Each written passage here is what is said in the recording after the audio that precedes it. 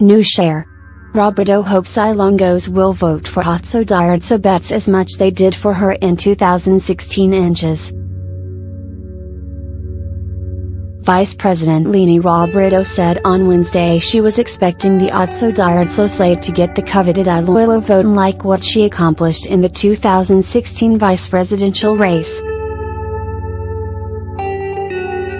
Robredo made her pitch for the 8 opposition senatorial candidates during the launch of the Unlalan coalition in Iloilo City in the hopes the Ilonggos would also support them. Iloilo, a known bailiwick of the opposition, has 1.4 million registered voters. Robredo said she obtained more than 62% of votes against her opponents in the 2016 polls, when she won in the 44 towns of the province. She won in Iloilo with 573,839 votes. It was the second highest number of votes Robredo received, next only to Camarines Sur, which is her home province. In an interview with reporters after her speech, she hoped the Ilonggos would repeat the same thing for Otso Diretso in May.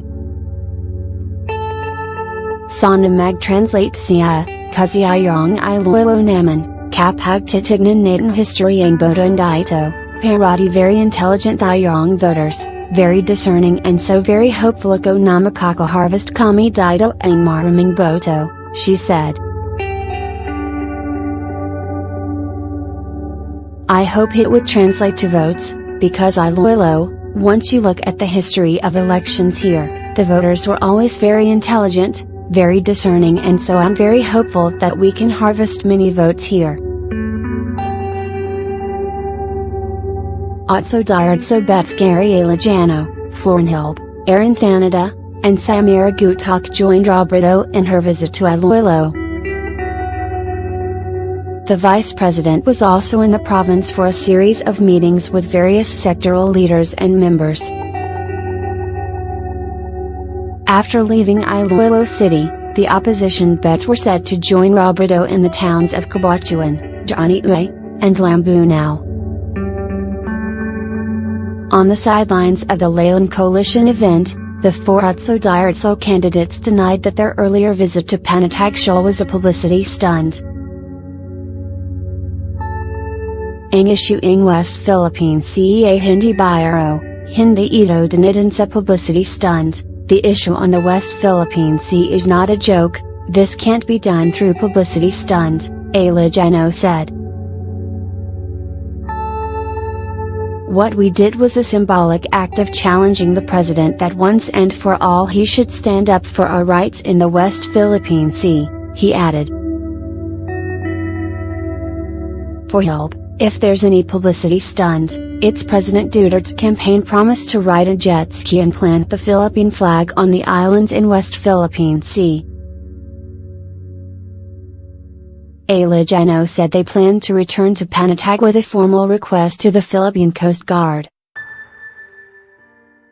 He said the PCG has required all fishermen to submit a manifesto before sailing, adding that they wanted to see if there are other people in the list, including the media. Tanada also challenged other senatorial bets to join them in Panatagshol in a symbolic act of asserting the country's rights over the West Philippine Sea. Ang issue ng West Philippine Sea ay hindi dapat sa posisyon lang. Issue ito ang buong Pilipinas, so kasama ang kandidato ang administrasyon. Adito natin malalaman kung may pagmamahal ba sila sa malilit na mga inches o wala, he said. The issue on the West Philippine Sea is not only for the opposition. This is an issue about the entire Philippines, so the administration candidates are included and we would know whether or not they have concern for the fishermen. Magsama-sama tayong pumunta sa West Philippine Sea, at igiat ang ating soberanya, let us go together to the West Philippine Sea and assert our sovereignty, he added.